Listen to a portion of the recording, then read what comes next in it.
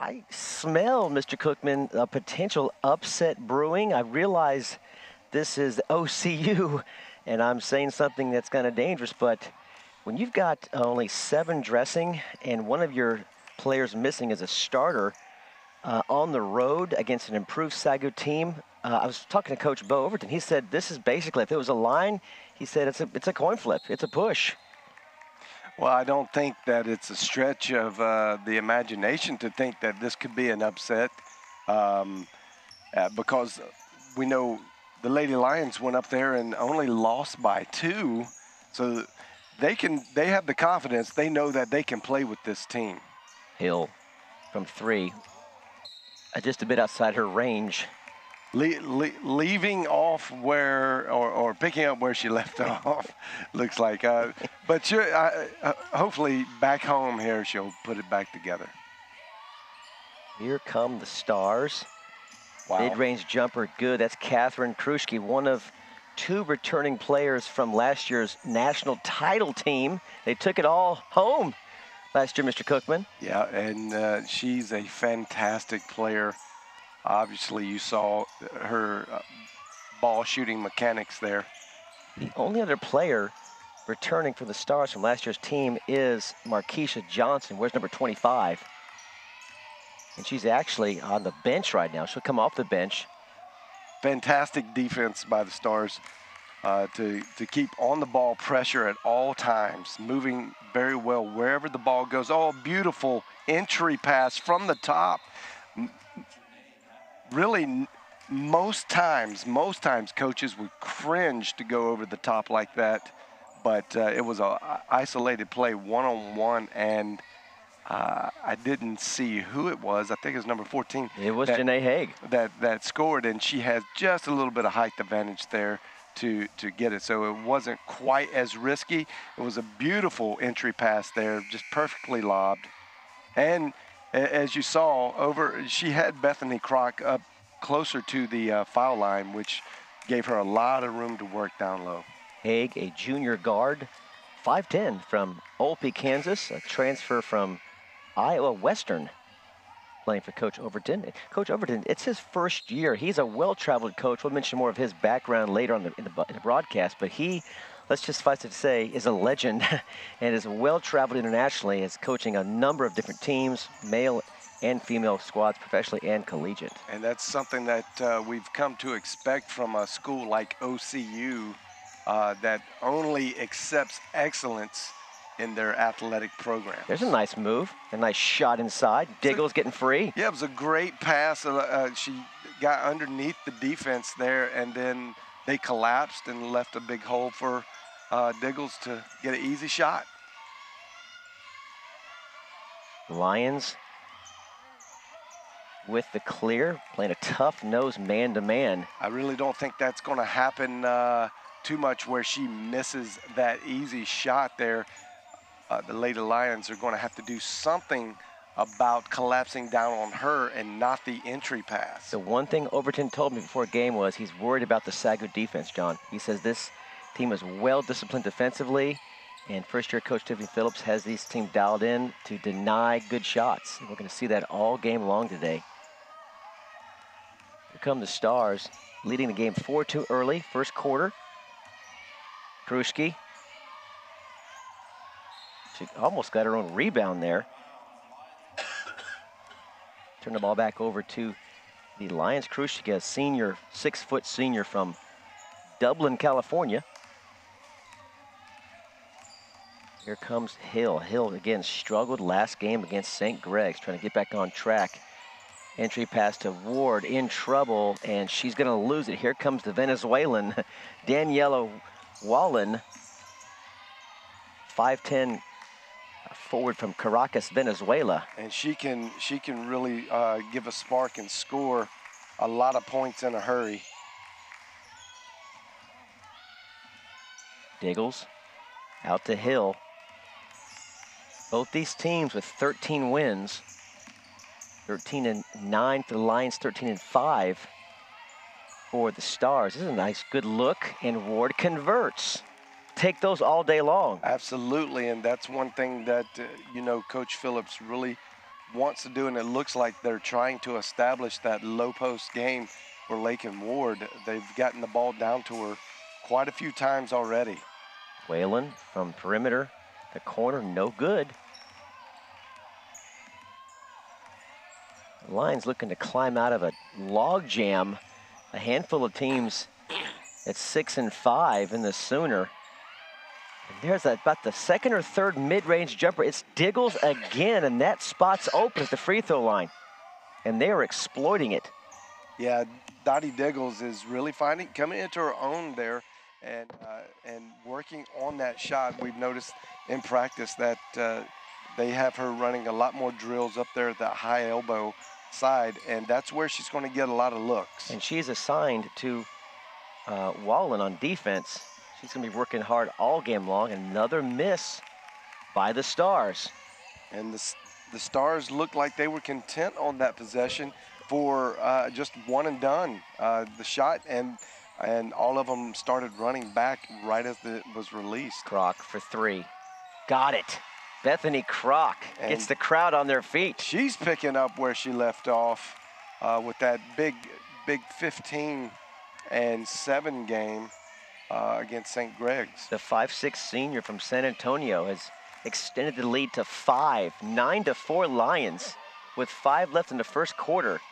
And now here's a bad pass. Kroc picks it up. And Tiffany Phillips directs traffic. OC looks to be in just a matchup zone.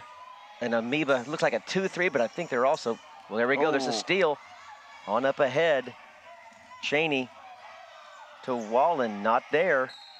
The Stars just look a bit out of sync offensively. A little slow, and got that bus lag, you know, that travel lag coming down. Kind of a big trip for early morning leave, as they did today. And well, let's see. OKC is probably about a good 4.5 hour drive. They're on the northern side, so it's about 4.5 hours down here to Waxahachie, and that's a, you know, you got to expect that. You do that a lot in your season, but it's still tough. We want to welcome all of our viewers watching from Oklahoma City. Supporting your Stars today. You got a good ball club here. You got a good first-year head coach in Bo Overton. And your Stars are playing well season long, but they may be in for a tough game here. I got to think it's going to be right down to the wire. Just 7. Let's look at the bench. There's 2 players on the bench. I mean, if the Stars get in foul trouble, this could get really interesting. It could, and another reason why you don't play passive defense, but you surely don't start the first half out with an aggressive defense. So being in a zone, a 2-3 like this, will allow for them to do some damage, keep the drives, you know, to a minimum, but keep their players out of foul trouble. And there's some damage there as Wallen converts on a bad skip pass by Megan Becker. And that's 4 turnovers right there for SAGU, 3 back-to-back. And they've got to be able to keep that at bay. Nice offensive work on the glass by Janae Haig. But we're going to keep it right here. We're going to see sub come in for the Lions. It'll be Yaya Anabulele in for Ward.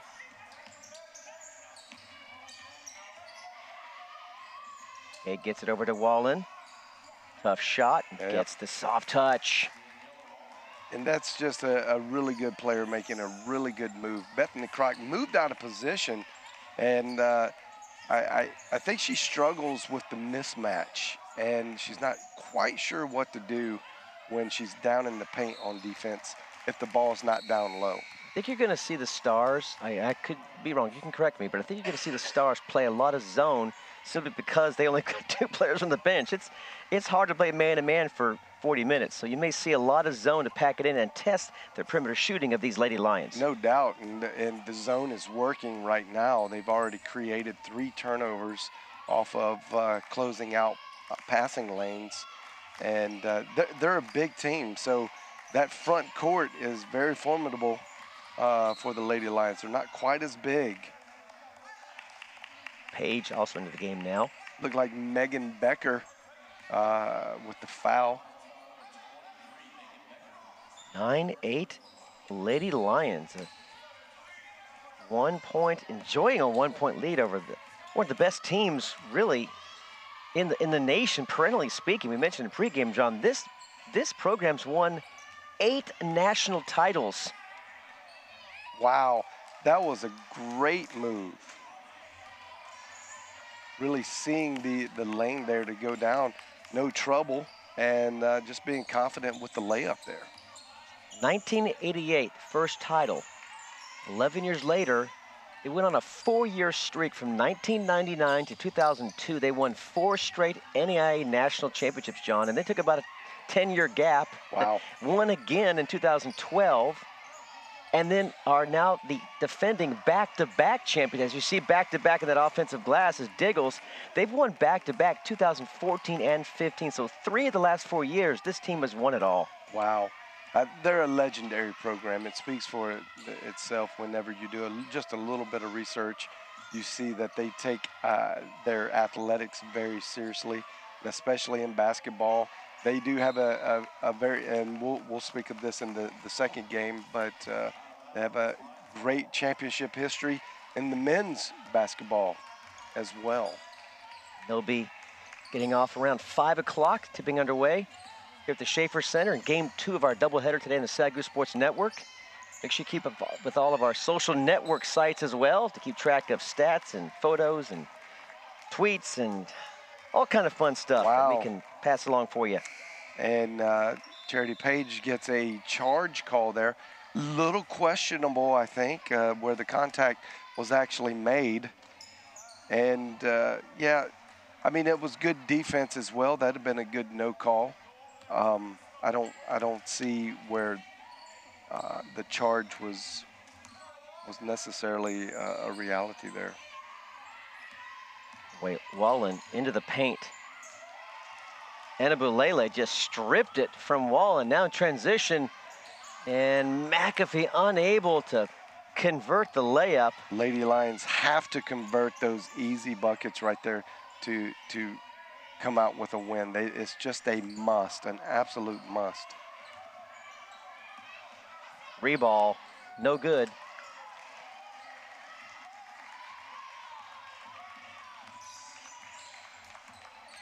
Becker now to Nubalele.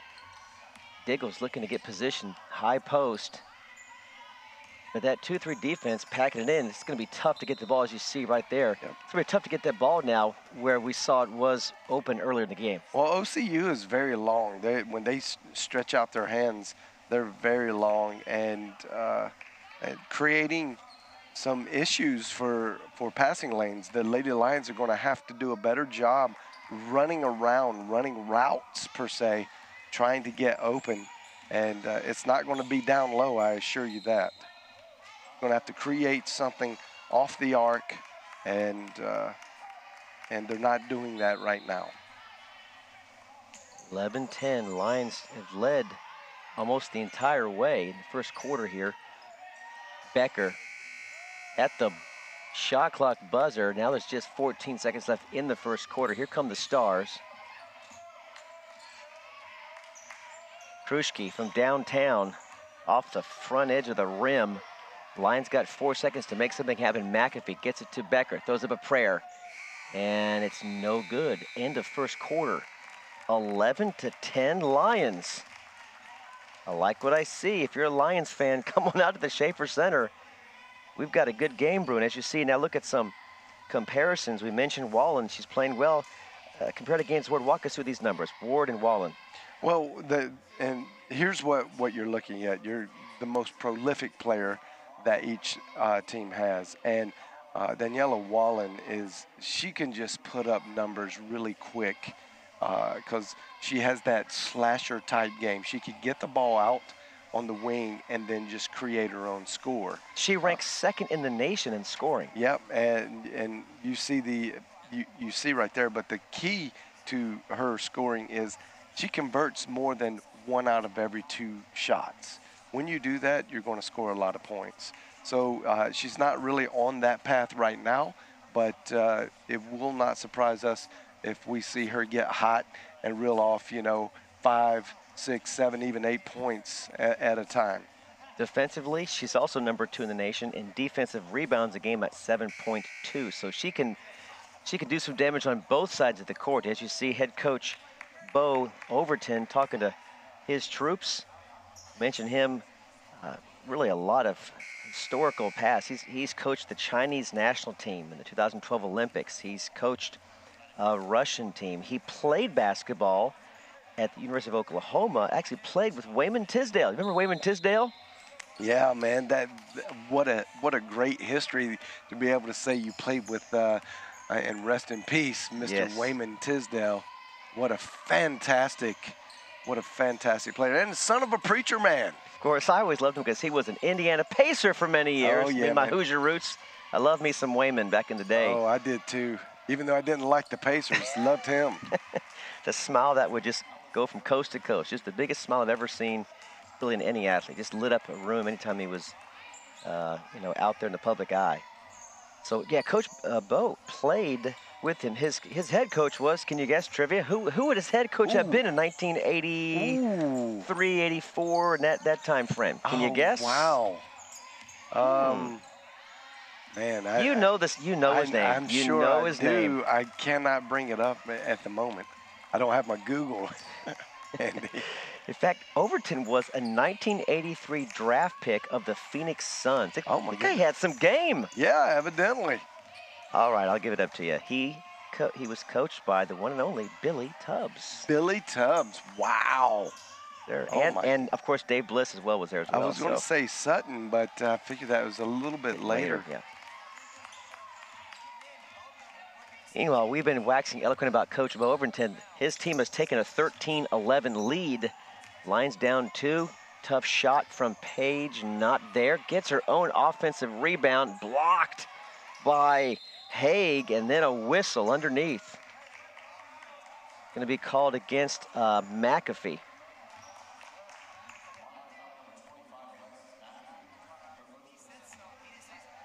Overton was a head coach also at Murray State, coaching the men. He was also an assistant at Oral Roberts, Texas State, Louisiana Tech. He was there at OU when Sherry Cole's run, a great player, when they advanced to the NCAA title game in 2002. So he's got a lot of experience coaching men, coaching women, Olympics, international. First year as a head coach in this storied program. Wow. Long ball, 3, in and out. No good by Kruschke. McAfee directing traffic, looking for Becker, not there. Swings it over to Hill. I think the Lady Lions just have to be patient here, not looking for a shot too early on the clock. One of the advantages they have is a deeper bench, and make the Stars work harder on defense. Keep the ball out of their hands. Good help defense, weak side from Hill. She came over to collapse on Haig and prevented that shot from going in, but we'll keep it here, out of bounds Lions. What I think the Stars have in their favor is, there's no other way to say it, just championship pedigree. I mean, Yeah, if this is close with 2 or 3 minutes left, it's a 3 or 4 point ball game. Advantage Stars at that point. Absolutely. The Lions tie it up. But I think we're not too big on moral victories here. We want the real things. Yeah, that's right, and it's needed right now. But one thing that you can walk away with, if you get it to go down to the last moments of the game, is that, hey, look, we're hanging in there with some of the top women's athletes in the NAIA, and we're just a half a step away. So Coach Phillips, I'm sure, will take away some great things if she can make that work. And that's what happened up there. And coming away with a 2-point loss up on the OCU court is amazing for this team. Page was clotheslined, but no whistle was blown. How do you not blow the whistle well, on that? I think she had all ball. I think it was the right call, and refs did a good job not getting a quick whistle in there. Bad pass looking for Diggles. Bad pass by Page. Turns the ball over. And I think we're going to keep it right here off Lady Lion's leg. 6:14 left in quarter number 2.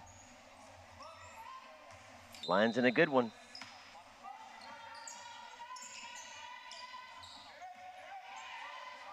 Cheney directs traffic out top, guarded by Hill. And nearly a steal by Diggles. That's going to free up a wide open look from Haig. Not there.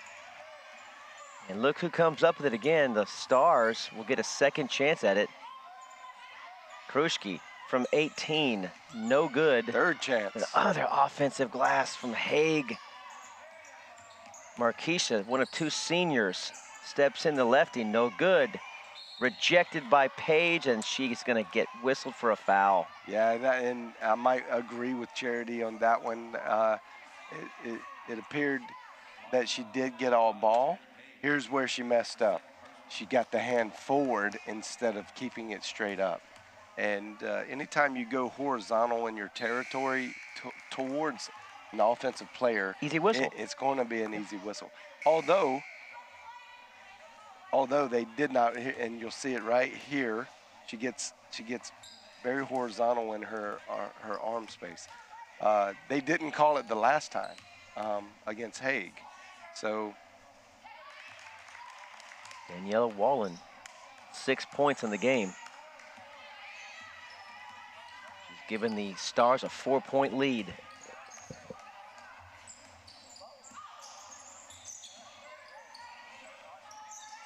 Like the energy from the Stars, even though they're only got 7 players, they're hanging with them energy-wise with these Lady Lions. And a whistle as McAfee went up for a shot from the left side, and I think they're going to call that before the shot. I think they are. That's interesting. I thought she was. Looked like she was in her, progress.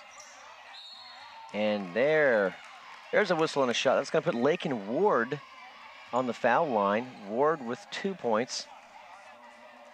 That mid-range jumper early on in the first quarter. Looking for point number 3 and 4.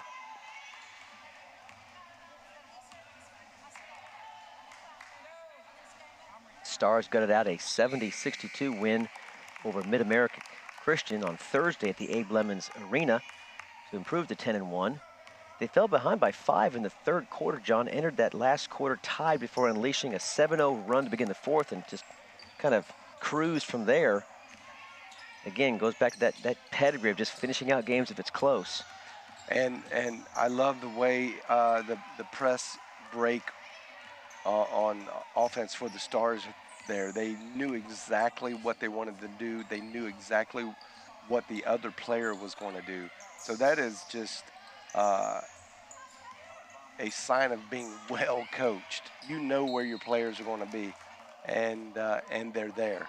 So a coach can draw up some plays like that, but he has to get his players in a mental position to be able to execute. And Coach Bo's definitely doing that. Oh, my. Travel called against Colbert, who just checked into the game. Colbert, a sophomore from DeSoto, Texas. I think that's the 6th turnover for these Lady Lions. At least 6. Midway through the second quarter. Feels like 10. Johnson. Oh, my. Oh, that's just money right there, and that's going to elicit a timeout. Johnson 30. What a great move, being a left-hander, too. That takes a lot of confidence to be able to go over the top off the glass rather than to the strong side of the glass. And that's great concentration. Some other comparisons. John, walk us through this one. Allison Fry and Taylor Hill, 2 guards. Well, you'll see that these girls are, man, almost identical in everything but the three-point shooting. Allison can really dial in the three-point. Anytime you see something over 35%, you know that that shooter is heading towards an excellent mark. And while we know we get to see Taylor play a lot, as she is a good shooter, Allison Fry coming in at 38% is an excellent three-point shooter. 21-15 your score, 4:20 left in the second quarter. And a loose ball, a scrum, Croc, who else? She's always going to know that ball when it's loose. You can count on her to be around. And I tell you, the most the notable player for OCU right now to me is Janae Haig. She is playing basketball on both sides of the court, and really even more so on the defensive side. She's done some great things offensively, but she keeps this team really in a good position throughout the game just because she knows where to be. Right as the shot clock expired, it's Diggles to Ward, who converts from the left side. Ward's got 5, the lead is 4. Big man to big man. Wallen, there's Haig, shadowed by Diggles, now left side. Wallen working on Colbert. And that will usually fall for Abby Renner, unable to get that to convert. Lions looking to shave off a few more off this 4-point deficit. Hill's been quiet. There's a steal. Hill was looking for Croc. Wallen. Now, I like what Hill did. She said, I'm going to stop here. I'm going to go vertical. And if you score, you score. I'm not going to commit a foul. That's right. That's a good decision this early in the game. There are times when a foul is good there, and I don't know that that would have been one of them. He will check out. But as you see, how effective Wallen is, and she creates her own scores. She passed up the previous possession to score, which was a good pass, and just a failed attempt where she could have actually shot the ball and it'd have been a good shot. The crowd wanted a carry. You don't get carries too much in basketball anymore. There's another one right there. Yeah, I don't think so. Keep her palm stayed on top of the basketball? Yeah. I beg to differ on the second one. First one I can get away with. That second one, it looked like she was underneath that. The orange. She was squeezing the orange from the underside, Mr. Cookman. Maybe later we get a chance to see that replay, but you'll see her hand stayed on top. Another inside pass. Ward. Diggles to Ward again. She'll go to the line. 2:17 left. If we see this again, let's take a look. If we see it again, this potential carry by Wallen. I think it was a carry, Mr. Cookman. It wasn't. First free throw was good by Ward. Kruschke will check back in, as does Johnson, the two seniors, looking to close out the first half. Ward gets them both. There you go. There's one. That was it. That was the second one. Yep. Boy, that's close. No, it wasn't even close. Oh, It wasn't even my. close. She had full control. Good job by our camera crew to capture that close-up action. Kruschke pops it over. Oh! Well, there she is. Allison Fry. You just mentioned her a moment ago, and she converts on a 3. Reining in that 38%.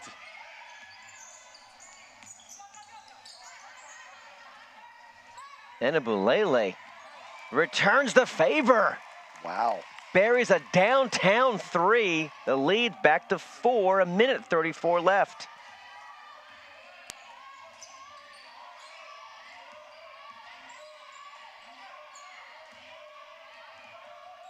Stars, nothing there.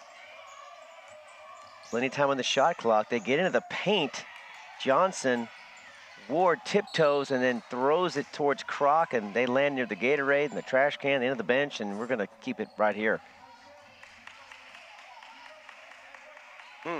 Interesting. It looked like Bethany Croc hit that out of bounds, but they did.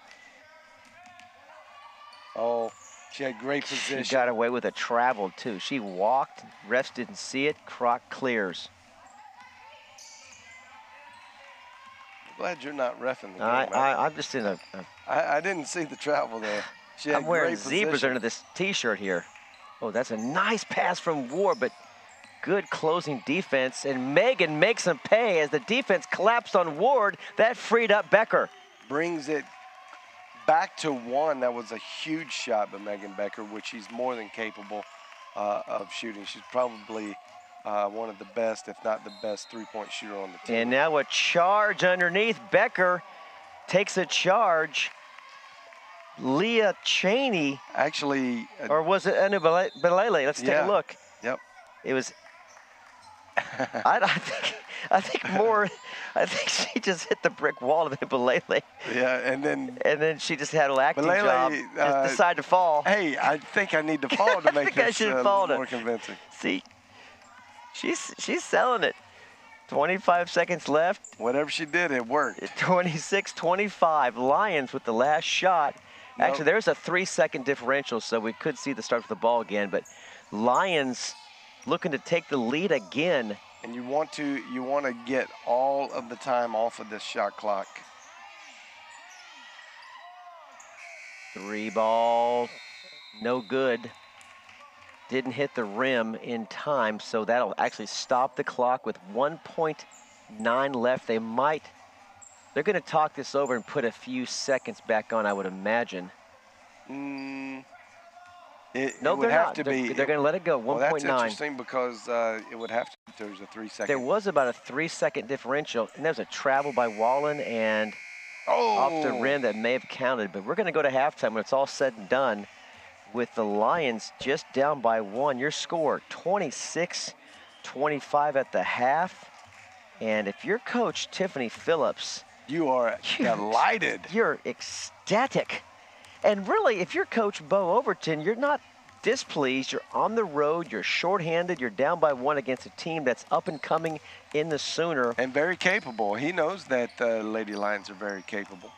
As you see the men now warm up, let's go down courtside and check in with Adam Ferguson. Thanks, Rob. I'm here with SAGU assistant coach Lauren Crenshaw. Now, Coach, going shot for shot in the first half with the defending national champions, that sort of mimics what happened in the first game where you guys only lost by 3. What have you been doing, offensively that has been working for you? Offensively, we're looking to attack those gaps because they stretch out that zone and make it difficult for us to get in there and do what we like to do: drive, take it, give it to our bigs, and we've just been doing a good job of getting into those gaps, sticking with the game plan. Now, one of the top scorers in the nation, you held her in check for the majority of the first half, but towards the end there, she got a couple quick baskets, starting to heat up a little bit. What do you have to do in the second half defensively to kind of keep her in check? Really, Coach Phillips came up with a great game plan for the game, and just sticking to that, maybe just doing a little bit better of adjusting, staying with her a little bit closer, but we'll be all right. All right, we're looking forward to the second half. Thanks, Coach. Back to you, Rob. Thanks, Coach. Thanks, Adam. Quick break here at the SAGU Sports Network. Game 2 coming up after the conclusion of this first game. It's going to be 2 fun ones. We're already enjoying this one. It's a 1-point game, 26-25. More coming up right here on the SAGU Sports Network.